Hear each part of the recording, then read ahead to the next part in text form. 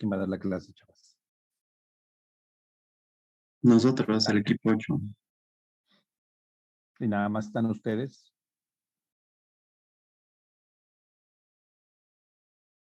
Más otras 3 personas.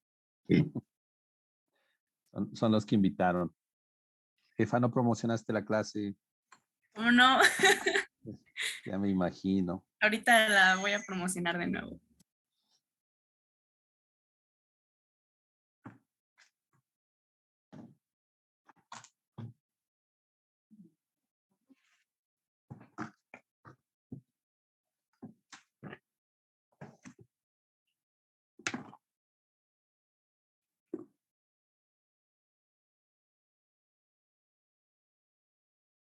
¿Ya con quién tienen clase el lunes?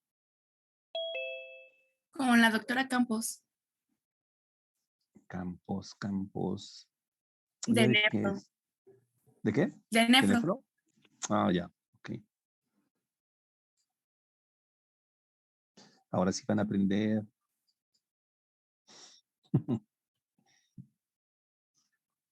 Pero todos han ido bien, ¿no? En sus clases. Todos los profesores. Sí. ¿Algunos les han dado muy noche sus clases? Nada más una vez tuvimos una ocasión que tuvimos clase a las 10 de la noche. ¡Wow!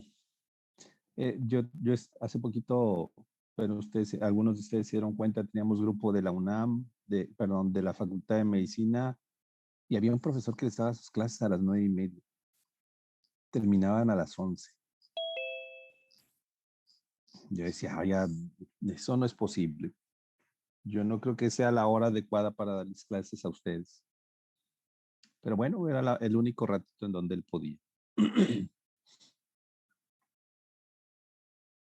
Miren que por más que quisimos usar el aula de cirugía, no nos dejaron.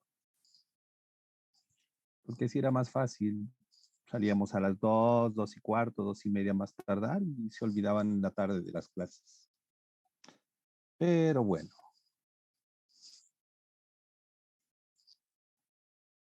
¿Cuántos se metieron en la clase pasada? En la La del otra que jueves. tuvieron el fin de semana.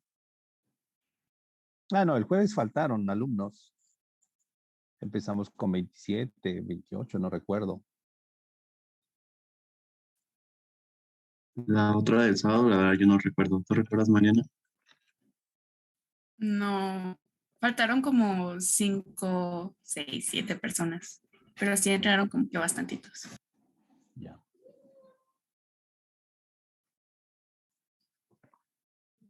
Vamos a dar 2 minutos más a ver si alguien más se conecta.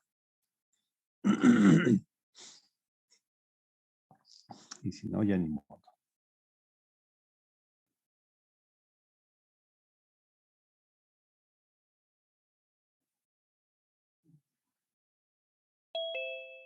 Los viernes van a la FES, ¿sí? Y de 11 a 3. ¿Y qué clases están tomando? Medicina basada en evidencias. Es la única clase de corrido. ¿De 11 a 3? ¿Tanta medicina basada en evidencias? Pero nos dan un pequeño descanso y como que sí es amena la clase. Ya. Pues sí, sí te creo.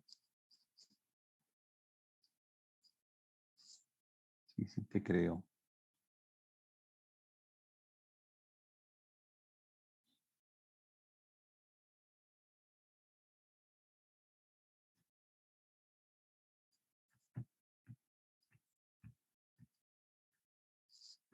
Bueno, vamos a empezar. Vámonos ya. Que se vayan conectando sus compañeros. El que pueda entrar. Por ahí dijeron algunos que no iban a estar. Vamos. ¿Y me puedes dar el acceso para compartir, por favor? Sí, voy.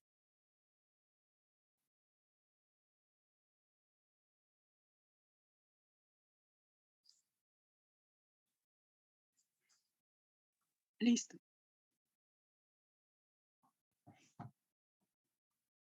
Gracias.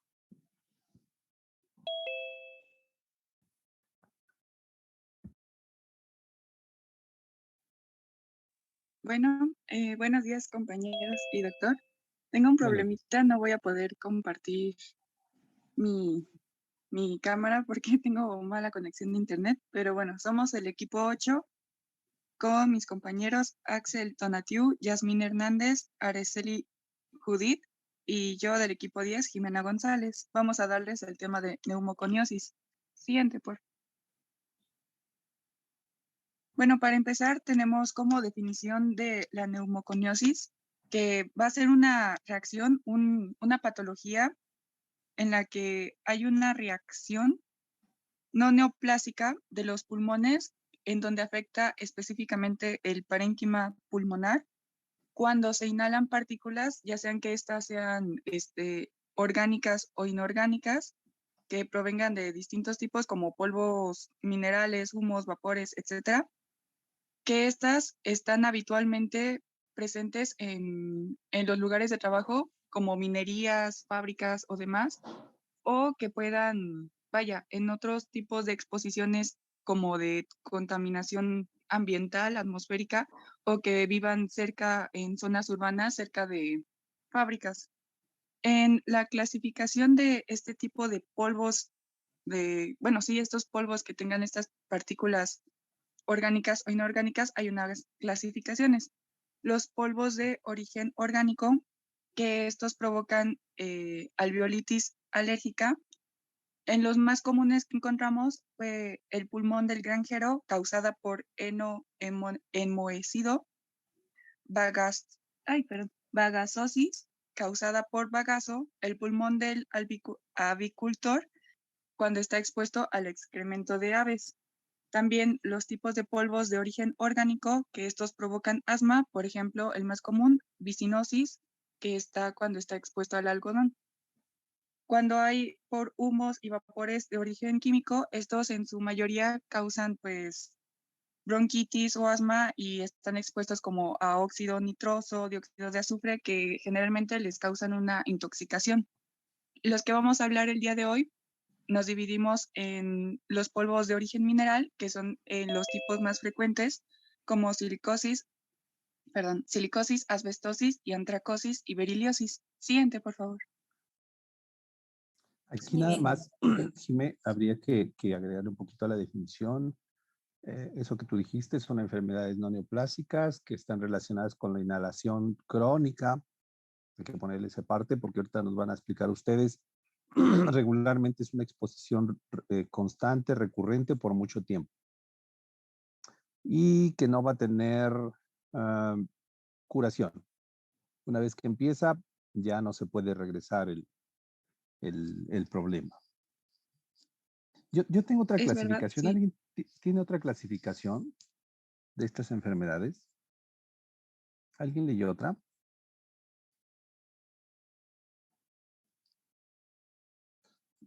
Ahorita Jimé nos mencionó solamente los polvos orgánicos, pero hay polvos inorgánicos, ¿cierto? Y también nos dijo que puede ser por gases o vapores, y eso también es cierto.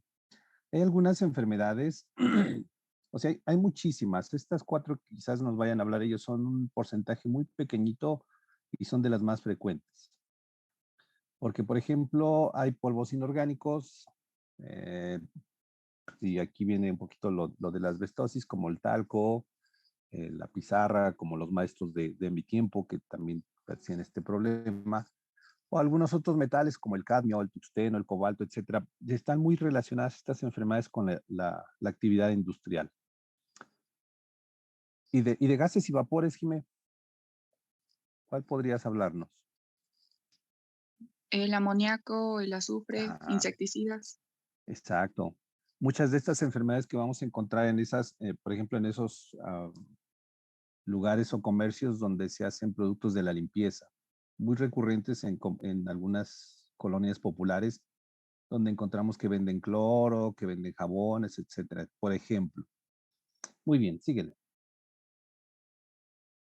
Muy bien, como lo comentó mi compañera, la neumoconiosis se presenta principalmente en el trabajo.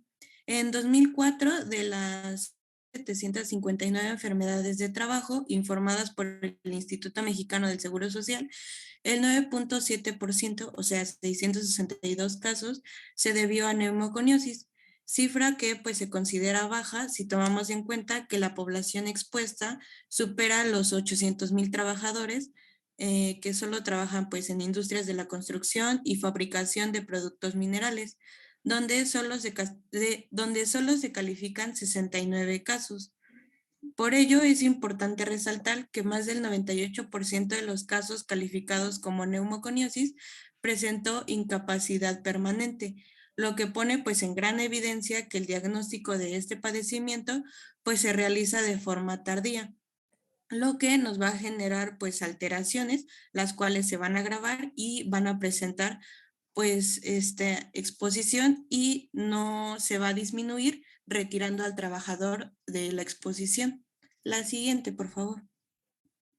cuánto tiempo antes de que pasemos a esta, cuánto tiempo más o menos tarda en dar manifestaciones un paciente una vez expuesto a cualquiera de estos productos? Pues creo que varía porque, por ejemplo, en la silicosis se clasifica en 3 y va por años. Menor a 10 años, de 15 a 30 años y de 20 a 30 años. Claro. Entonces, creo que varía. ¿Alguien sabe otro dato? Yo había leído que 10 años. En promedio 10 años. De 5 a 10 años más o menos en ese promedio de exposición. Muy bien. Síguele. Bueno, comenzaremos con la silicosis, que es la neumoconiosis producida por la inhalación de dióxido de silicio en sus formas cristalina y criptocristalina. El dióxido de silicio o sílice es un mineral abundante en el manto externo de la Tierra y por ello en la manipulación de su superficie es muy habitual. Hoy en día es difícil ver exposiciones puras al sílice, pero es muy habitual que el dióxido de sílice acompañe a otros polvos, sobre todo en el ambiente laboral. En cuanto a la epidemiología, en México existe un cálculo aproximado que estima aproximadamente 480,000 trabajadores expuestos al sílice. A nivel internacional, pues se ha disminuido la concentración de polvos de sílice y silicatos con la modernización de los procesos de extracción de minerales.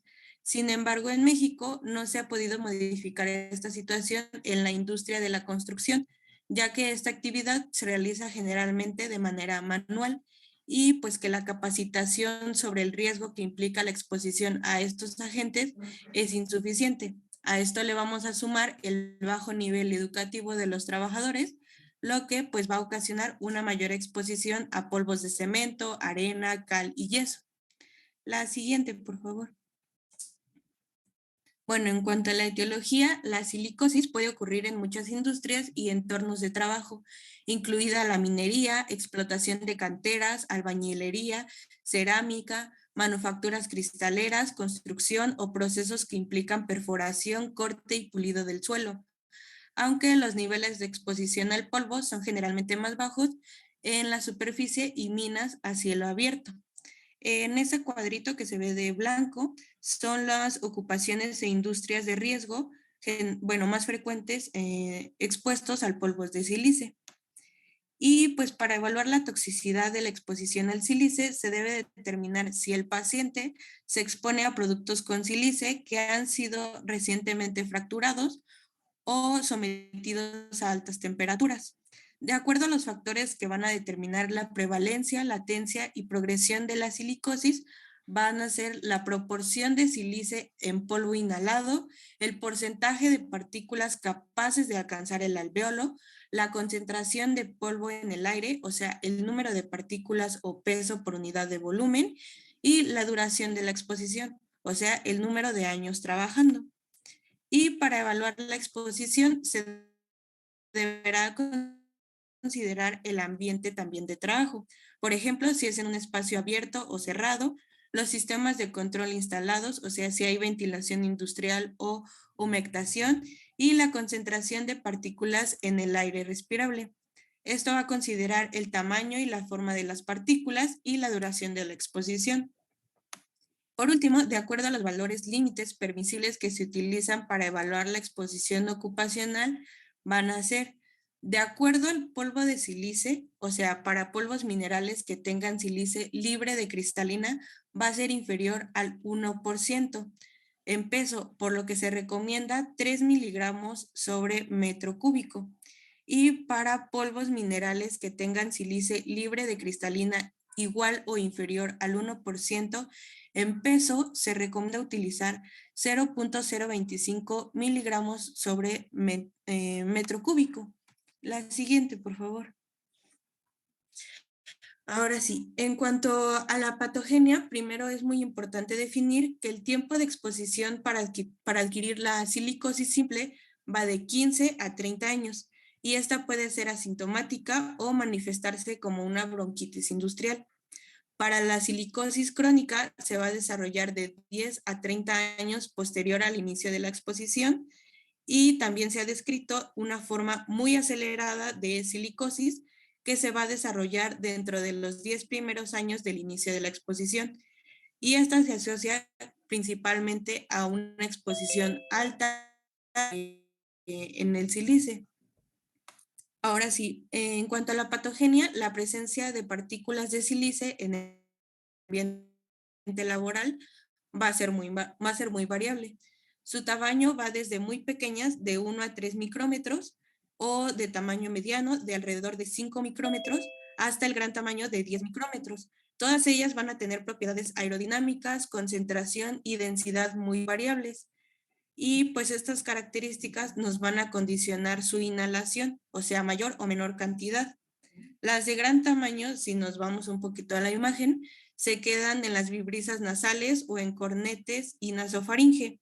Las medianas y pequeñas van a lograr pasar y alcanzar el tracto respiratorio medio e inferior, y las muy pequeñas, que son las más numerosas, van a llegar al tracto respiratorio inferior. De estas va a depender si se desarrolla o no la silicosis de las más pequeñitas. En cuanto a un poquito a la fisiopatología, pues las partículas de sílice serán fagocitadas por los macrófagos alveolares, por lo cual el sílice va a actuar como un irritante primario, haciendo que liberen factores quimiotácticos y mediadores de la inflamación, lo que nos va a generar una respuesta celular produciendo leucocitos polimorfonucleares, linfocitos y macrófagos adicionales, lo cual nos va a estimular factores fibroblásticos con una liberación de sustancia hialina y también un depósito de colágeno. Esto, al final de todo esto nos va a generar la formación de un nódulo hialino llamado nódulo silicótico, que va a ser un poquito relacionado. Ahorita la vamos a ver con las radiografías. La siguiente, por favor. En cuanto al diagnóstico clínico, por anatomía patológica se van a definir dos formas de silicosis crónica y aguda. Y en cuanto a la silicosis crónica, se va a clasificar en dos formas, la simple y la complicada. En cuanto a la silicosis simple, van a ser lesiones nodulares menores a 1 centímetro de diámetro y van a aparecer primero en los lóbulos superiores.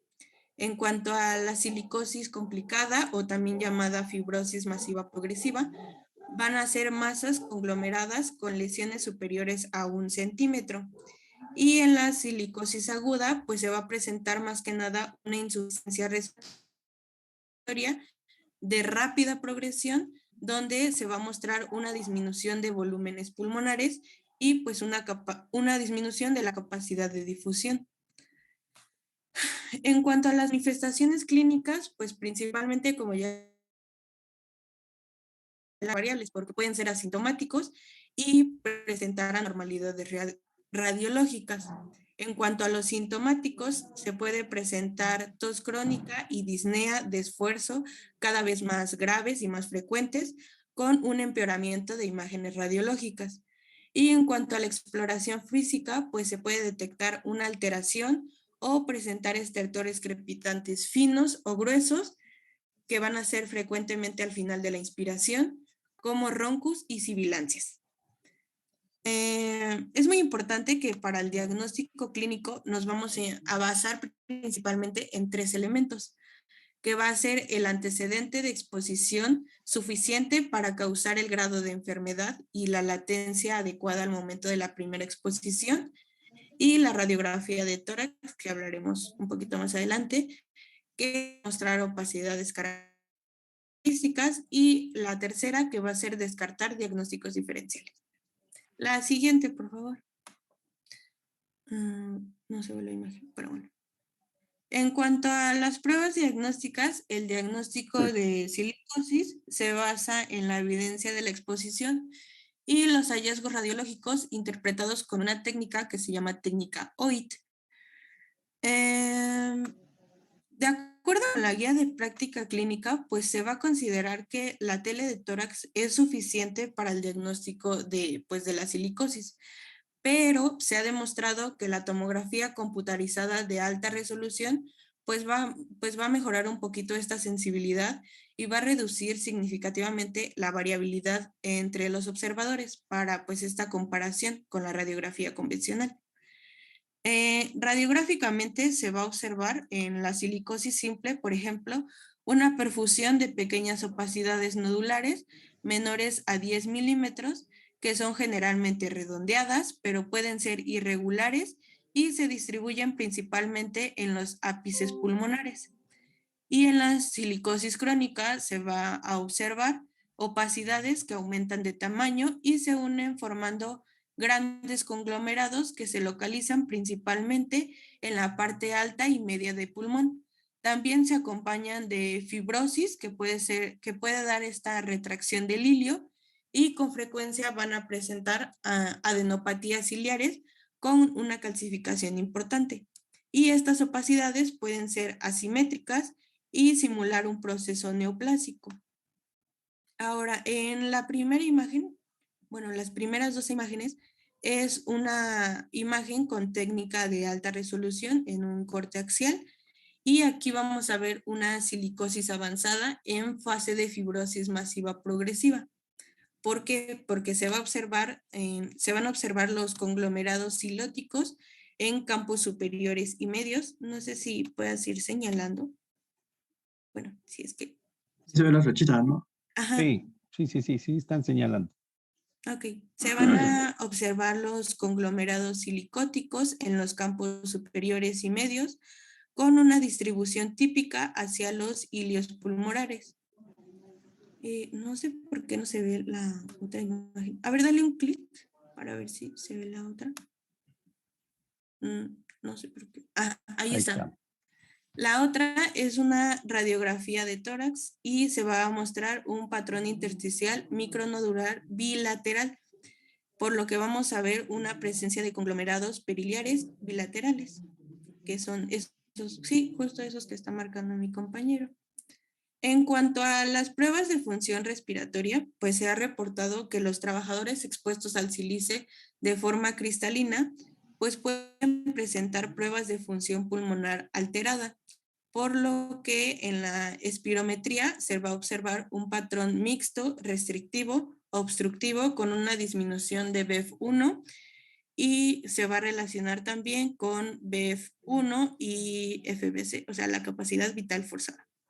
Y en cuanto a las pruebas de función respiratoria, pues no van a ser tan útiles para el diagnóstico, pero sí para la evaluación integral del paciente y para el control del paciente. La siguiente, por favor. Bueno, en cuanto al tratamiento, va a existir un tratamiento específico para la silicosis, por lo que se va a utilizar un tratamiento sintomático, lo que va a incluir broncodilatadores y antibióticos para el tratamiento de las infecciones respiratorias. Y si se documenta hipoxemia, pues va a realizarse o se va a utilizar la suplementación de oxígeno, pues para prevenir los efectos de hipoxemia crónica. También en cuanto al tratamiento con glucocorticoides, de acuerdo a la guía de práctica clínica, pues este se ha utilizado para interrumpir la inflamación que pues nos va a llevar de la silicosis, pero pues hasta el momento no se ha demostrado su efectividad. Y de acuerdo al trasplante de pulmón, pues este se ha utilizado principalmente para personas con silicosis en etapa final. Sin embargo, pues se deberá como que tomar en cuenta estos requisitos para la selección de beneficiarios. En cuanto experimentalmente, o sea, tratamiento experimentalmente, que no se ha probado su utilidad clínica ni efectos adversos, la guía de práctica clínica nos arroja 4, que es el lavado bronquial volar completo, la administración de piridina N óxido vinílico, la inhalación de aluminio y la administración de tetradriente. La siguiente, por favor. ¿Alguien quiere agregar algo? ¿Alguien quiere hacer otro comentario?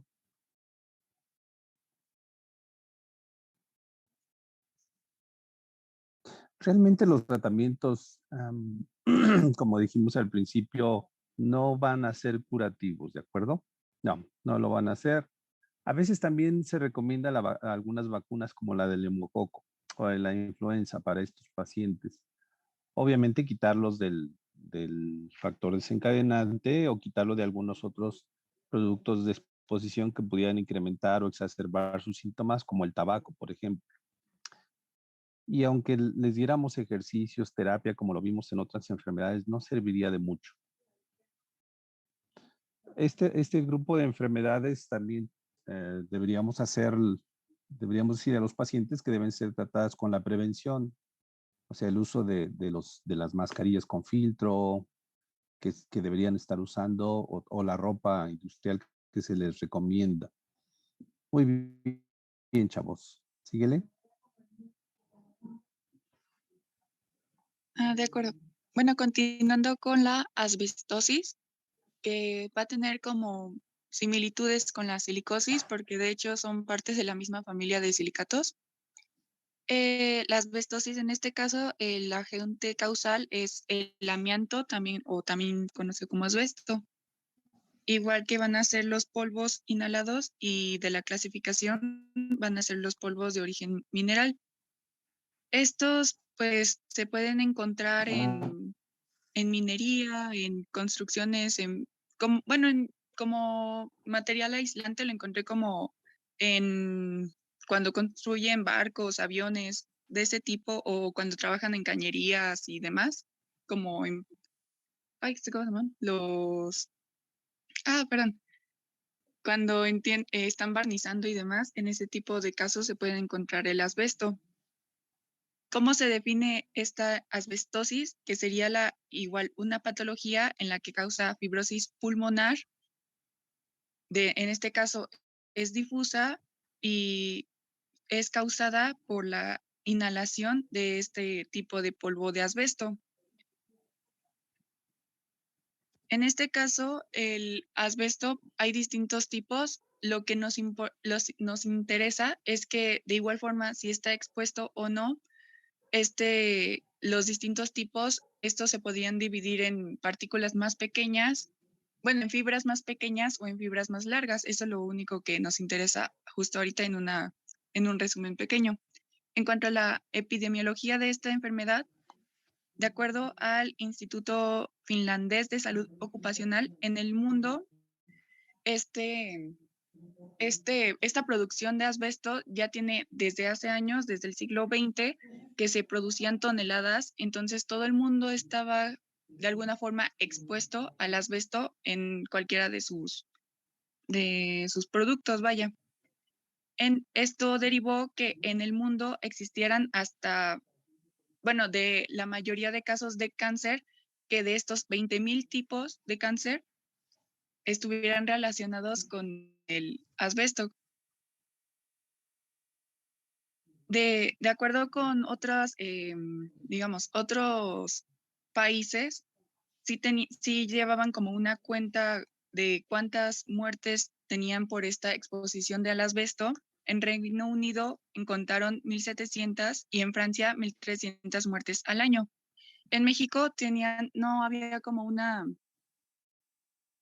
una medición exacta. Encontré una de entre 1979 al 2010, en el que contabilizaban 2,663 muertes a causa de la exposición del asbesto. Más que nada, estas muertes contabilizadas fueron derivadas por por el factor de que habían relacionado con perdón, se me fue la ciudad. Bueno, lo habían relacionado porque eran presencia del mesotelioma maligno, que en este caso es un tipo de tumor que es más frecuente que se presente en la pleura, y esto aumentaba progresivamente pues el riesgo de cáncer pulmonar y aumentaba su riesgo de muerte. En el 2010 se contabilizaron 231 casos. Habían calculado como un promedio de latencia de 40 años en promedio, pero eso tenía que ver más que nada con el mesotelioma, y los estados más frecuentes que se presentaban eran en Coahuila, Zacatecas e Hidalgo. Siguiente, por favor. Ya lo mencionó Jimena Chobosé. Es una patología que se asocia mucho a cáncer y mucho a mesotelioma. Por ahí van algunas preguntas de examen en el departamental. Bien, síguele, Jimena. Sí, aparte, no es una causa directa que fallezcan de asbestosis, es más probable que fallezcan de alguna otra complicación o que el mismo paciente tuviera una enfermedad subyacente. Bueno, en cuanto a la fisiopatología, es una enfermedad dosis dependiente, es decir, que necesita necesariamente que esté presente este agente para que desarrolle la enfermedad. En lo que leí, no era necesario que hubiera una exposición intensa, vaya, que una exposición que sea breve, un periodo corto de tiempo, pero que sea intensa, con eso es suficiente para desarrollar esta enfermedad. También puede ser lo contrario, por mucho tiempo, pero una exposición leve, mientras que se tenga esa exposición, se puede presentar esta asbestosis. Encontré un rango en la que describía que mientras que tuvieran de 25 a 100 fibras por mililitro durante un año en dosis frecuente, estaría presentándose esta enfermedad de forma crónica. Bueno, en sí, ¿cómo empieza? Igual, inhalándose. Este asbesto se inhala como un polvo y esta tiene la capacidad de separarse en fibras, que como lo mencioné antes, lo que nos interesa es que estas fibras se pueden dividir en unas más cortas, más pequeñas, que se les llaman anfíboles, y unas más largas, grandes, que se llaman serpentinas. Estas ingresan igual por la aspiración y se enfrentan con el método de defensa, bueno, el sistema mucociliar de defensa. ¿Qué hace este? Pues van a toparse con los macrófagos y estos van a ver su manera de sacarlos del cuerpo mediante la vía linfática, que estos sean eliminados.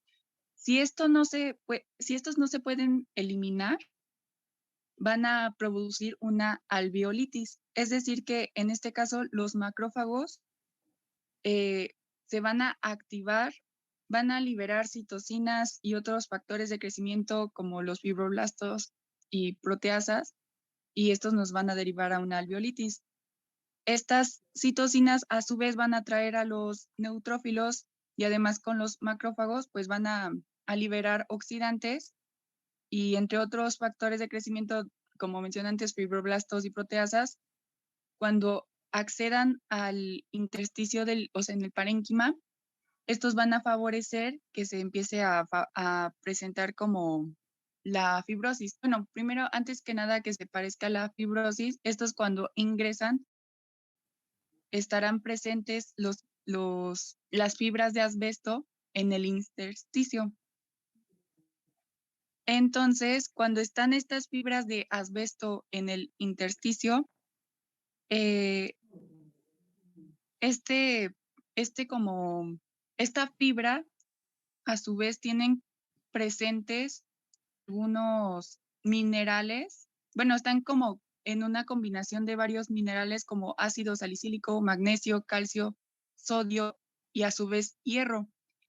Pero esto lo que hacen es que favorezcan que se establezcan ahí mismo.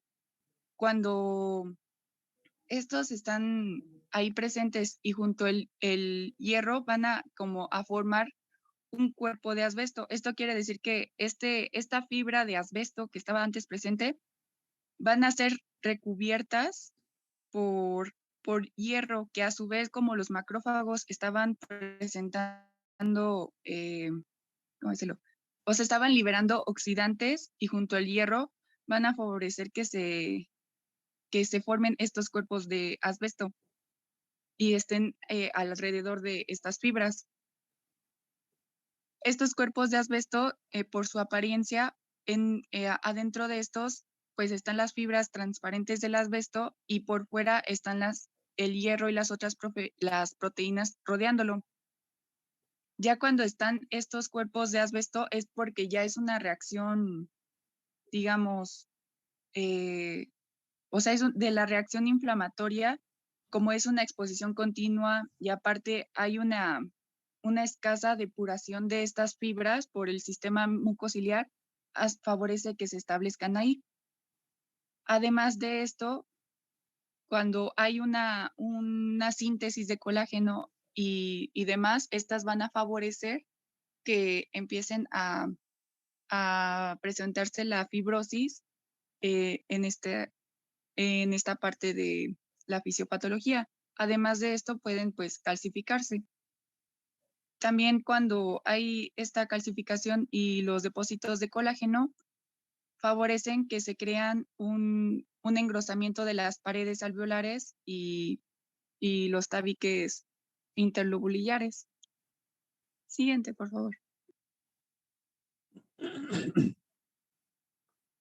Bueno, en cuanto al cuadro clínico, dependiendo igual como si sea una exposición breve, pero intensa o al revés, durante mucho tiempo, pero leve la exposición, todo depende de cuánto tiempo o cuánta intensidad de la exposición estuvo el trabajador, vaya. Puede que duren asintomáticos durante 15 hasta 20 años después de la primera exposición, desde las exposiciones al asbesto. Generalmente se calculaba como un promedio del periodo de latencia que después de esos 20 años a 40 años que ya presenten signos o síntomas relacionados a esta enfermedad. Bueno, para esta enfermedad, el tiempo de latencia generalmente estaba entre esos 20 a 30 años o 40 años y dependiendo también es que de los factores del paciente, es más probable que se presenten a una edad mayor que se presenten antes de tiempo estos síntomas. Entre las manifestaciones clínicas frecuentes, la primera que se presenta es la disnea de esfuerzo, que es habitualmente el primer síntoma más que nada. Esta es lentamente progresiva y tarda pues igual de 15 a 20 años en aparecer, puede que antes, y se asocia también a otros síntomas, otros signos como la tos seca o que tenga el mismo paciente como un dolor torácico o una opresión. Entre otros está las disneas y sibilancias, que estas están relacionadas a que haya una presencia de disminución de la capacidad ventilatoria por la presencia de la fibrosis en los pulmones. Si acaso la expectoración, si saca un esputo, este será de tipo incoloro o transparente y más que nada es muy viscoso, muy denso, como si estuviera hasta salivando. Bueno, sí que sacara como saliva, sería muy denso y transparente. Entre otros, el dolor torácico, este se presentaba.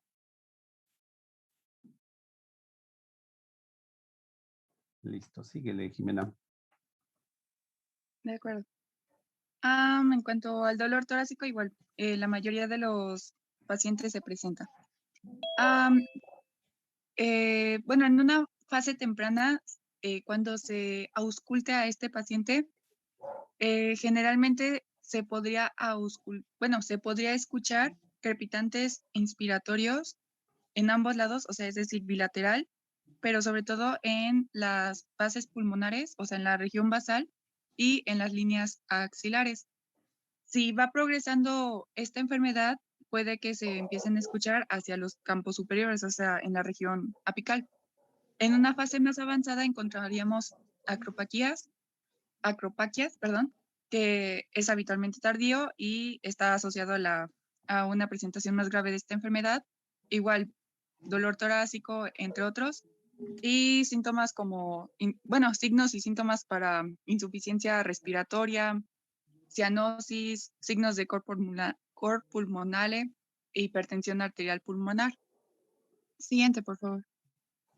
Bueno, estos son porque como se presenta un sistema de defensa a esta baja bueno, esta baja capacidad, esta disminución de la ventilación pulmonar, pues en general empieza como a modificarse las capas de las arterias, la íntima empieza también a presentar fibrosis y la capa media empieza como a engrosarse. Ah, no, sí, así la siguiente, perdón. En el diagnóstico encontramos los estudios de laboratorio que podrían no ser tan certeros para este tipo de enfermedad y necesitarían recopilarse más de pruebas. Entre lo que encontré en los artículos fue que si había presencia de anticuerpos antinucleares es porque hay bueno, o sea, nos están indicando como una enfermedad autoinmunitaria también con el factor reumatoide. Estos se presentaban como en un 20 o un 25% de los pacientes que estuvieran estos aumentados. También aumentaba la velocidad de sedimentación eritrocitaria, estaba relacionada con un cuadro de inflamación.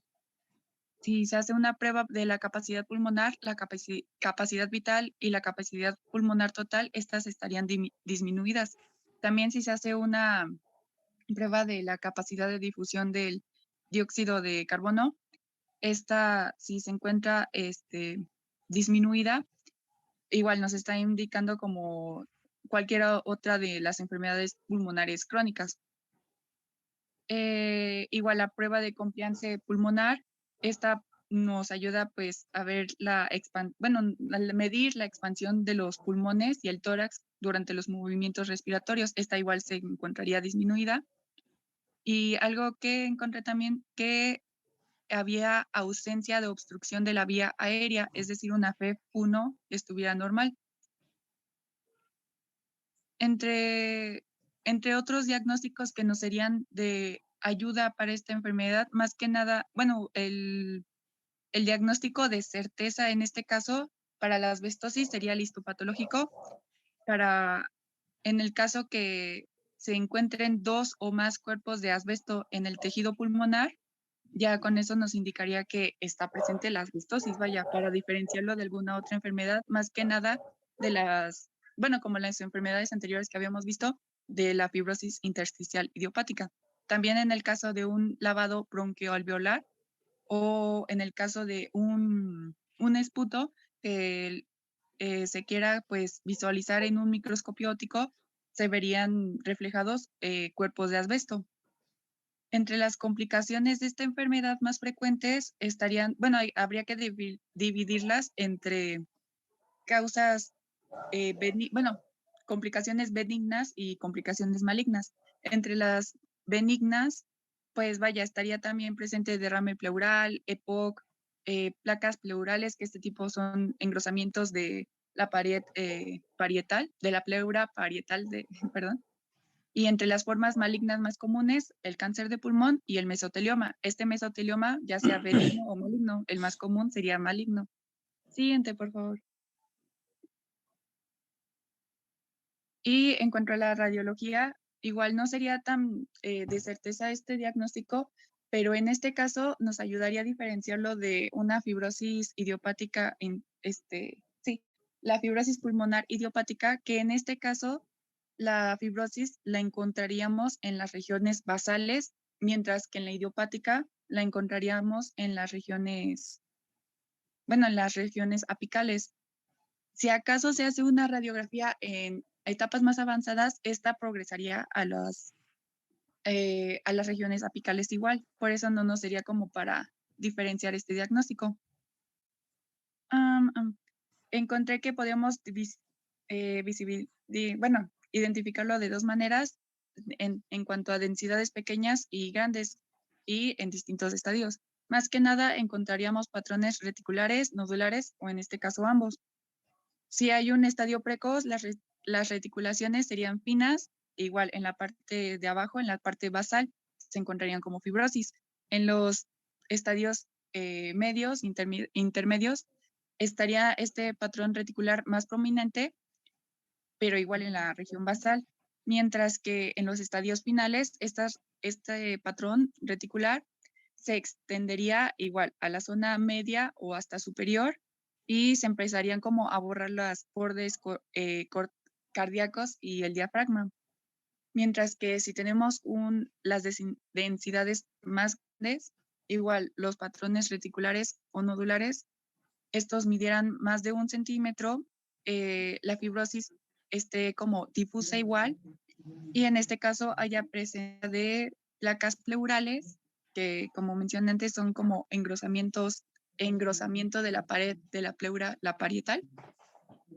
Y igual podría encontrarse que en los lóbulos inferiores, pero también podría presentarse en las regiones apicales y estarían dependiendo si están bien dadas o no. Siguiente, por favor. En cuanto a la tomografía computarizada, sería algo similar que en la radiografía, que podríamos encontrar distintos signos radiológicos, de tomografía, pero en este caso nos da mayor sensibilidad a la detección de esta enfermedad y en este caso sí también afectada al pleura.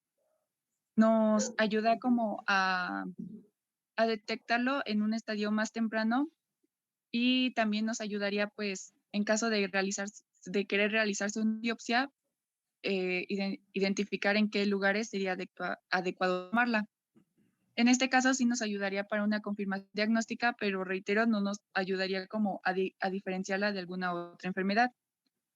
En este caso, pues podemos ver las opacidades. Las opacidades que veríamos serían como los tabiques interlobulillares. Estos se verían como más engrosados y si acaso un poco más irregulares. También podríamos ver como en este caso, el signo de patrón empanal, el patrón empanal de abeja, que igual son como estas líneas que se ven entre los tabiques interlobulillares y las intralobulillares, que se ven como opacidades y hacen que sean como estas, ¿cómo decirlo? Como bandas parenquimatosas, entre que ya nos están indicando que hay una disminución, bueno, hay un aumento de la fibrosis y hay una disminución de la capacidad ventilatoria. También había, en este caso muy específico de esta enfermedad, las placas pleurales se podrían visualizar en la tomografía, que es donde se la señala la flechita amarilla, que se ven como un bordecito brilloso, que como lo mencioné antes, se está empezando a engrosar la pleura parietal y se pueden visualizar únicamente por la tomografía. Siguiente, por favor. Bueno, también, bueno, se me olvidó mencionarlo antes de que igual en la historia clínica, no, está bien, la siguiente, perdón. Hay que realizar igual en la historia clínica, pues preguntarles su exposición laboral, qué tipo de trabajo realizaban, no es lo mismo que estar presente a que nada más estuviera en algunos días o vaya, una exposición más leve. Y si utilizaba protección, esto también nos ayudaría pues al pronóstico de la enfermedad, si desarrollaría una complicación maligna o no. Y también si el paciente, o en este caso, estaban muy frecuentemente relacionados con el hábito tabáquico, estos tendrían que disminuirlo en este caso. Bueno, o sea, si lo tenían presente el hábito tabáquico, este aumentaría las complicaciones de la enfermedad. Y bueno, en cuanto al tratamiento, no hay algún tratamiento específico para esta enfermedad. Si acaso, habría que mejorarlo con la sintomatología, si acaso broncodilatadores o suplemento de oxígeno. Esta enfermedad no es curable, tampoco es reversible. Lo único que queda es prevenirla, dejando de fumar, dejando de exponerse a al asbesto, ocupar protección si acaso no se puede evitar el contacto y igual tratar precozmente, pues si acaso hay una infección, vaya a presentarse una infección respiratoria. Y en cuanto a la vacunación, como nos mencionó antes el doctor, neumococo y pues perdón, la antigripal, sí, la influenza. Y siguiente, por favor. Continuamos con la antracosis, que también es llamada Dame un enfermedad. segundo, rápidamente. Sí. ¿Ustedes creen, chavos, que aquí en la ciudad podríamos encontrar este problema? Asbestosis, una enfermedad muy frecuente que se nos puede ir de la mano. Yo digo que sí se podría, doctor. Más que nada, por ejemplo, en zonas que tengan, por decirlo así, escasos recursos, muchos tienen sus techos que son de estas láminas de asbesto. Entonces ahí pues ya tienen un buen factor de riesgo ya llegar a presentarlo. Así es, sí, eso es cierto, Aldo. ¿En otro lugar por acá que hayan visto? A nosotros nos tocó en el hospital que algunas personas tenían que hacer diálisis peritoneal en sus casas, les tenían que preparar un cuarto, pero como no tenían un cuartito extra, como que les mandaban a hacer una construcción y le preguntábamos de qué estaba hecho su techo y tal cual nos decía que de asbesto y como de, wow, aquí en la ciudad todavía. Y Sí, ¿no? Eso es cierto. No sé si por algunos de los lugares donde ustedes vivan sigue habiendo tabiqueras, donde hacen el tabique o el tabicón. Si han ido por ahí en División del Norte, hay mucha gente que sigue trabajando, sigue haciendo, eh, puliendo y haciendo cosas de cantera. Se han ido a ver por ahí. Por ahí vamos a encontrar pacientes de este tipo, chavos. Recuerden esto, bien importante esta enfermedad porque se asocia a cáncer pulmonar y la otra. Es una de tantas enfermedades que dentro del diagnóstico hay que hacer, del diagnóstico diferencial, hay que diferenciarlo de la neumopatía intersticial o estas enfermedades inflamatorias intersticiales que vimos hace 2 clases. Si nos preguntaran con qué enfermedad tendríamos que hacer diagnóstico, o esa es la respuesta. Hay una tablita ahí entre sus referencias que mandaron, donde tienen las diferencias, 5 o 6 diferencias de las neumopatías intersticiales. Sería bueno que lo revisaran, chicos. Muy bien, sígueles. Bueno, la antracosis, también llamada enfermedad del pulmón negro, neumoconosis del minero o de trabajadores del carbón, es una enfermedad pulmonar que resulta de la inhalación del polvo del carbón durante un periodo prolongado y también fue la primera neumoconiosis descrita. En cuanto a la epidemiología, es la enfermedad número 1 en mineros y es de las más frecuentes enfermedades laborales. A nivel mundial, los países más afectados productores de carbón son Estados Unidos, China y Australia. Y en nuestro país, los estados más afectados que tienen yacimientos de carbón son Coahuila, Sonora y Oaxaca. La siguiente, por favor. En cuanto a la etiología, los factores de riesgo van a ser los trabajos de mineros, carboneros, herreros, forjadores, fundidores, fogoneros y demás trabajadores expuestos, igual como transportadores y trabajadores de la industria química, con una edad mayor de 50 años y el tiempo de exposición es mayor de 20 años, con alto contenido de carbón mineral de 5 nanómetros de diámetro. Y esto se va a clasificar en antracosis simple y complicada. La simple va a ser asintomática y la complicada ya vamos a tener síntomas y también otras alteraciones. La siguiente, por favor.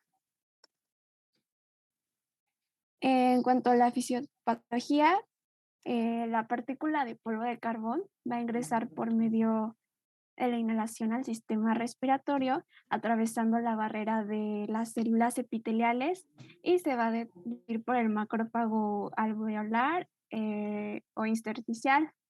Y algunas partículas también pueden llegar a los vasos linfáticos que vemos en el esquema y dentro de los macrófagos igual van a migrar, iniciando una respuesta innata adaptativa, también va a aumentar la intensidad y duración de la reacción local. Y también algunas partículas cuando se fagocitan van a activar al inflamosoma, que va a favorecer la inflamación y va a producir especies reactivas de oxígeno, los ROS, y también algunas citocinas de la inflamación. Y pues, en resumen, los macrófagos van a fagocitar el polvo, van a liberar citocinas, van a acumular la inflamación y lo van a acumular en los bronquiolos y los alveolos. Y cuando estos sistemas de defensa se superan, se van a producir lesiones y cicatrices hasta llegar a la fibrosis. La siguiente, por favor. Cuando es simple va a ser asintomática y después en la complicada va a tener 3 síntomas como son la tos, que también puede tener con esputo negro, que es la melanoptisis, y también la disnea. La siguiente. En cuanto al diagnóstico, basa en los antecedentes de la exposición que les hablaba hace ratito mi compañera, y también en el aspecto de la radiografía o del ataque de tórax. En la simple vamos a encontrar nódulos pequeños de 2 a 5 nanómetros de diámetro con un patrón nodular, como vemos en la imagen, que también hay áreas difusas y pequeñas y hay algunas que también son claras.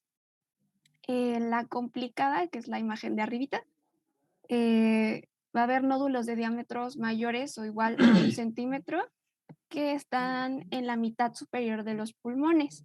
Perdón, Araceli, ¿le pueden dar el poder a Araceli para que nos señale lo que nos está diciendo? Bueno, creo que sí nos señaló bien Axel.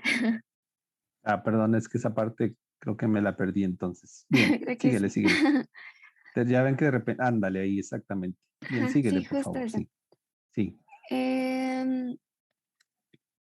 Y bueno, con la tomografía va a ser el estudio más sensible y va a haber nódulos subpleurales y pues estos van a ser un buen apoyo para el diagnóstico. Y también tenemos la prueba de función pulmonar, que es la espirometría. Vamos a tener un patrón obstructivo, que va a haber disminución del volumen expiratorio forzado en 1 segundo. Y cuando no es posible hacer el diagnóstico por clínica o rayos X o tomografía, se hace un examen histológico del pulmón, que es un poco invasivo, como es la broncoscopía, que nos permite comprobar los pigmentos y los macrófagos. La siguiente. Y en el tratamiento no hay alguno específico para este trastorno, a que no sea el tratamiento de las complicaciones. El de primera línea es evitar que se siga exponiendo al polvo del carbón y también el abandono del tabaquismo, que pues va a empeorar la enfermedad. Y también vamos a tener la oxigenoterapia ante datos de hipoxemia, la rehabilitación muscular, que no ayuda tanto, pero se utiliza. También la vacunación de la influenza y también del neumococo. La siguiente.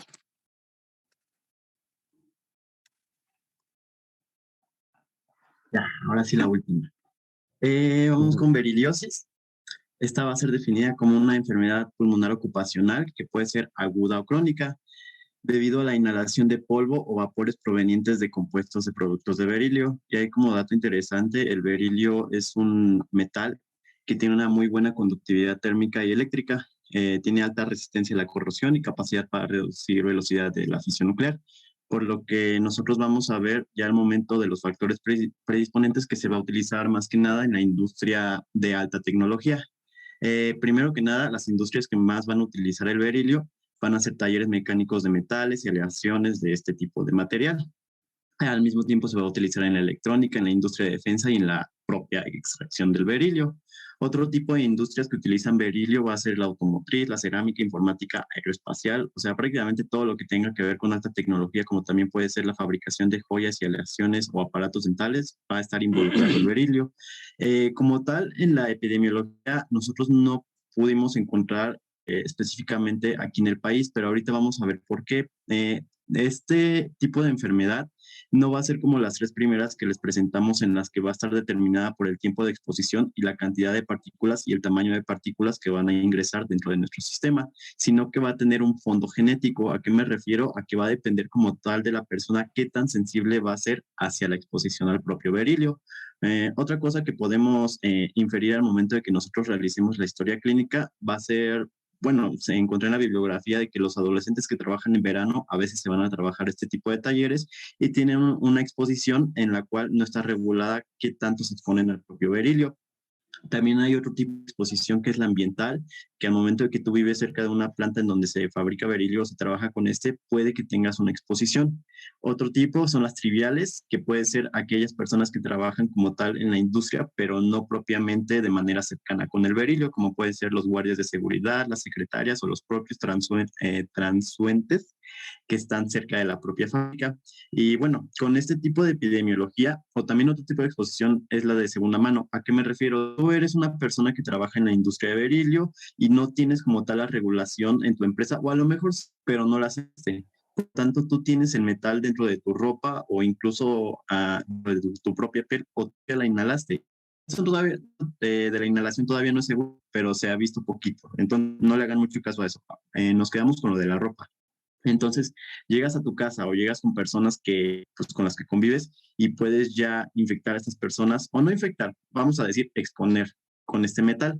Por lo tanto, este tipo de cosas que hemos visto en cuanto a los factores predisponentes nos indican lo que ya les había dicho, que no hay una relación entre dosis y respuesta clara. O sea, la parte de qué tanto estamos expuestos, cuánto tiempo y a qué cantidades. Y como les decía, es un fondo genético y depende de la sensibilización. Y esto más que nada se ha visto que es un portador del marcador de un complejo principal de histocompatibilidad de clase 2, que es un antígeno leucocitario. Ahora sí que si presenta el receptor o no ante el antígeno del berilio, va a ser la manera en la que vamos a presentar la enfermedad. Ahora, dentro de la fisiopatología vamos a tener como que dos tipos. Uno va a ser la beriliosis aguda y otra va a ser la crónica. En la aguda va a ser una neumonitis que va a producir infiltrados inflamatorios parenquimatosos difusos y edema intraalveolar en específico. Sin embargo, también se pueden ver afectados otros tejidos, pero esta no es tan presente porque vamos a ver que dentro de la enfermedad, como yo les había dicho, va a depender de qué tan sensible es la persona hacia el propio berilio, por lo que la mayoría de las personas van a presentar beriliosis crónica. Esta va a ser una enfermedad, como ya les digo, de hipersensibilidad mediada por células, en la que vamos a tener al berilio que va a ser inhalado y esta partícula puede llegar hacia los alvéolos, como ya habíamos visto en las primeras exposiciones. Al momento de que la partícula mide menos de una micra, ya puede llegar a las vías respiratorias bajas, incluso al alvéolo. Por lo tanto, el berilio va a ser presentado por los linfocitos TSD4, por las células presentadoras de antígenos, principalmente las moléculas HLA-ADP, que es este mismo. ¿Vale?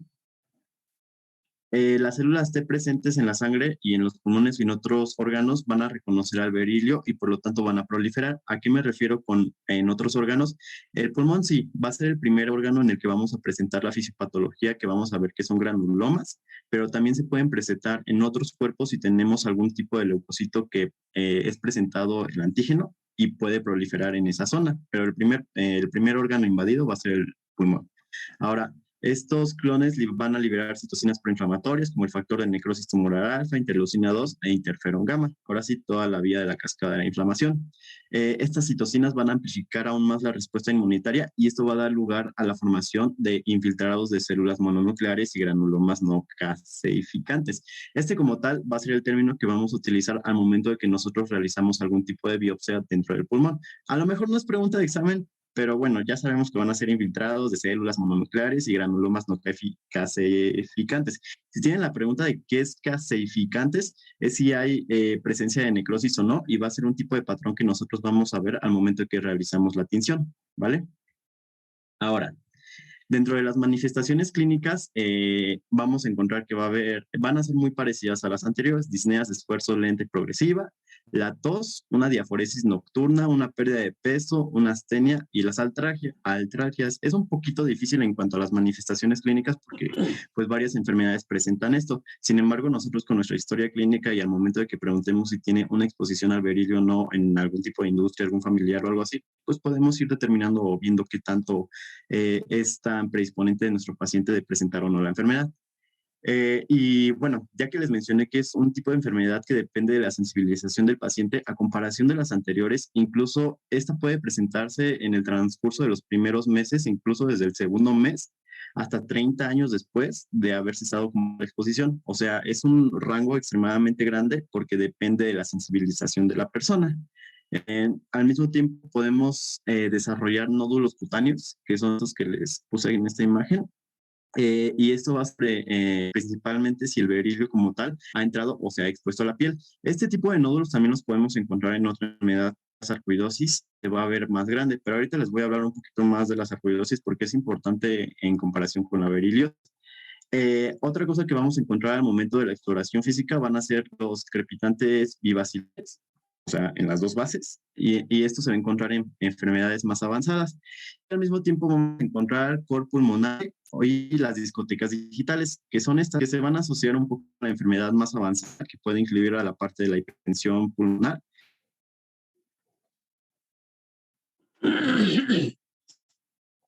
Ya perdimos a Axel.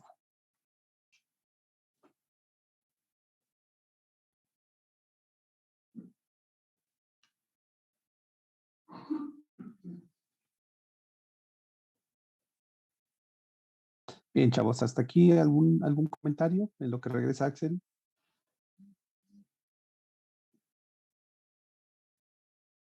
Se fue la luz. O sea que va a tardar en que regresar Axel. ¿Pero algún comentario? Chavas del equipo, ¿quieren retomar la clase?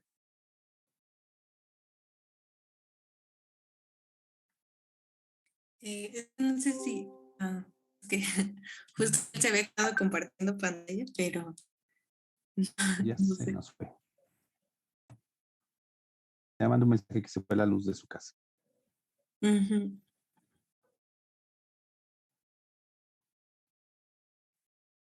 ¿Pueden seguir compartiendo su clase? ¿Sí la tienen esa parte? Doctor, voy. Sí.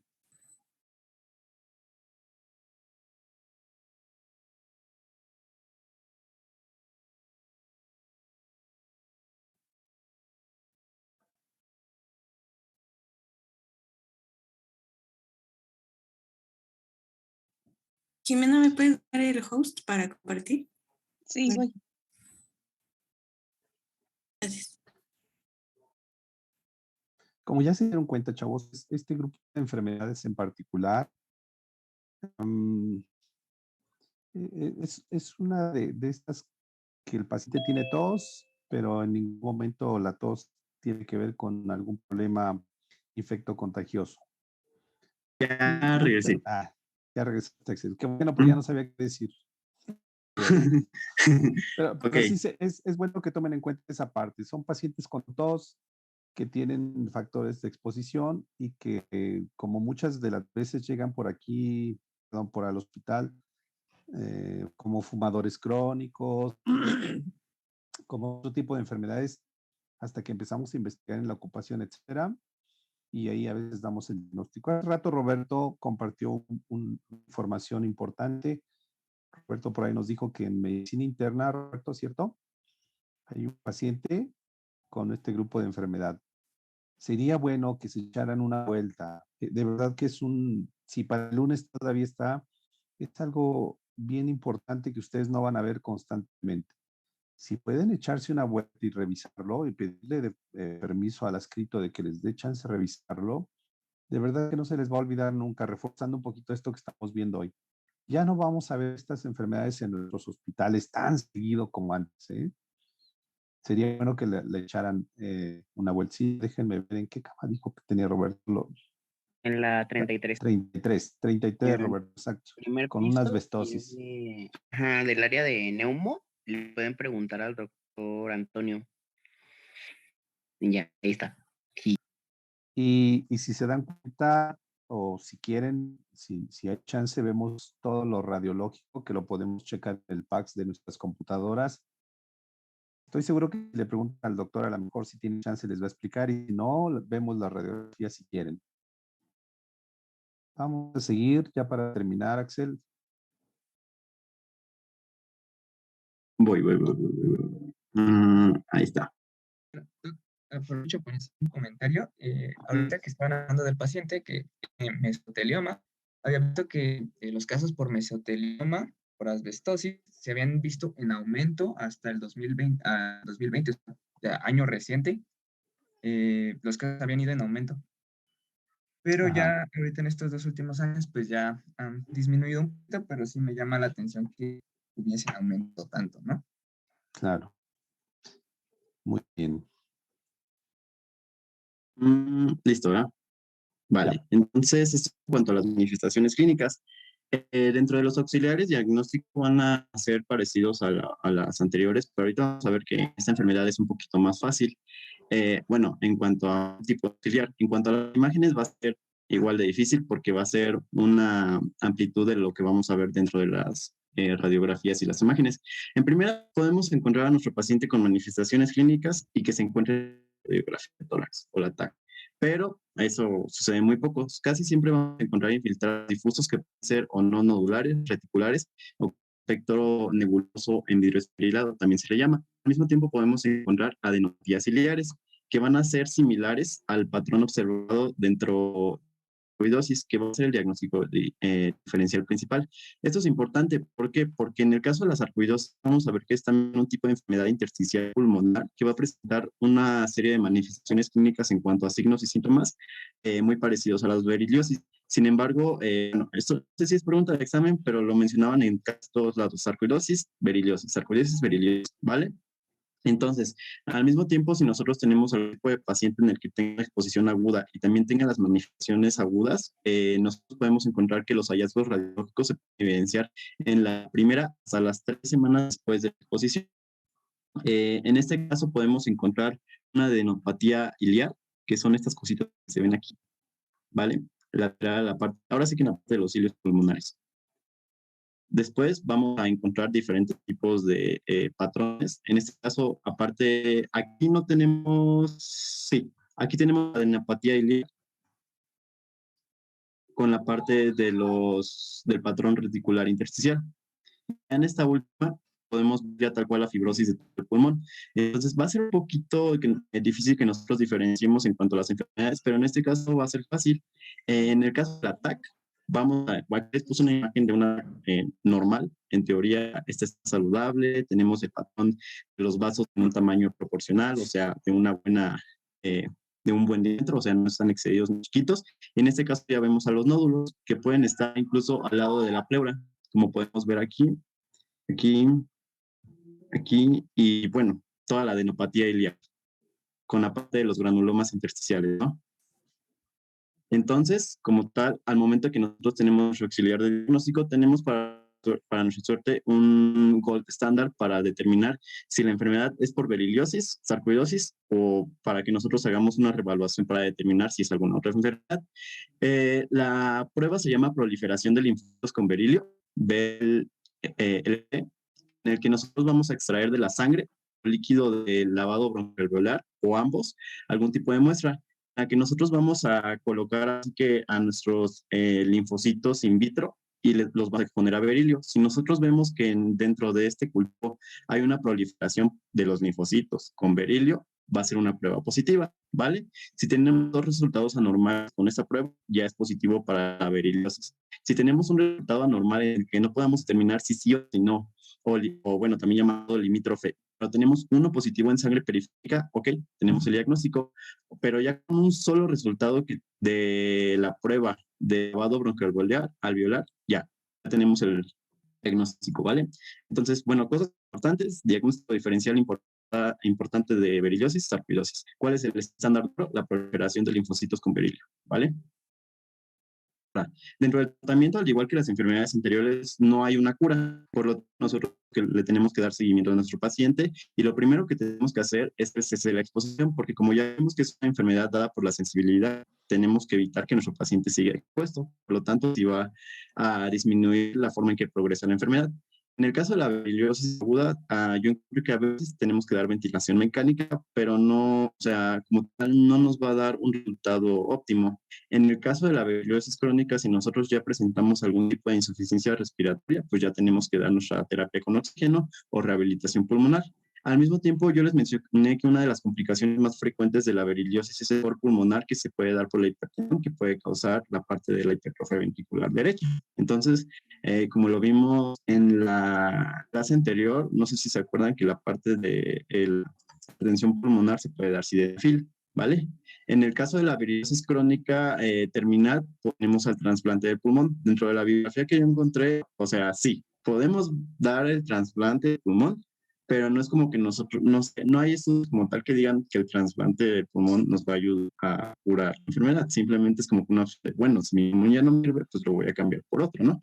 Y en este caso es un poquito óptimo la parte del trasplante de pulmón, porque como ya vimos que la enfermedad se puede presentar en los primeros 3 meses después de la exposición, puede la persona que se haya expuesto no sea un adulto mayor de 70 años, que al momento que le realicemos el trasplante, pues probablemente ya vaya a fallecer, sino que porque sea un joven, supongamos con un estatus socioeconómico medio alto, que tenga la disposición de comprar sus inmunosupresores y que tenga acceso al sistema de salud de primera línea, ok, pues vemos lo de la parte del trasplante pulmonar. Y bueno, como tal, para sea cual sea la fibrosis aguda crónica o la crónica terminal, para el alivio de los síntomas, en el caso de la tos y la disnea, encontré que podemos dar prednisona. Empezamos con una dosificación de 40 a 60 miligramos una vez al día o en días alternos durante 3 a 6 meses. Después de estos 3 a 6 meses vamos a tratar de ir disminuyendo la dosis, en el que nosotros, al momento de que ya tengamos a nuestro paciente un poco más aliviado de los síntomas, nuestros objetivos terapéuticos en cuanto al uso de la prednisona van a ser de 5 a 10 miligramos por vía oral una vez al día o en días alternos. Y ya, eso sería Muy bien, todo. bien. Muy buena explicación. ¿Alguna pregunta, duda? ¿Alguna pregunta o duda, perdón? ¿No? ¿Todo bien, claro? ¿Aldo? Pues creo que sí, Doc. Creo que al menos sí entendí. Vaya. Sí. Calificación, Aldo. Yo, pues les pongo 10, doctor. La verdad es que, pues, me gustó la exposición, la presentación. Siento que de tiempo, pues, tampoco nos vimos mucho. Y pues vaya, estuvo bastante interesante y además las imágenes que pusieron los compañeros, eso de que sí nos quedan como señalando, siento como que sí también facilitó ver las cosas. Claro, eso siempre ayuda, porque si no, quizás con Jime, cuando empezaste a hablar de fisiopatos, si hubieras puesto una imagen, hubiera sido más padre. Estoy seguro que más de uno de los que estaban escuchándote se perdieron, pero las imágenes a veces ayudan muchísimo, muchísimo. Roberto. Pues igual yo sentí todo muy claro, en su mayoría pues todo lo entendí. También le daría 10 al equipo, un plus porque pues me pareció muy linda la accesibilidad que tuvieron de cambiar de día y todo y así, les agradezco mucho por eso. Y pues sí, su exposición en general me gustó mucho y pues, todo bien. Bien. Jessica González. Sí, doctor. A mí igual me gustó mucho la exposición. Creo que para haber sido pues varios temas, todo estuvo muy claro y pues también les doy 10 a mis compañeros. Puros 10. Mariana, tú vas a ser la última que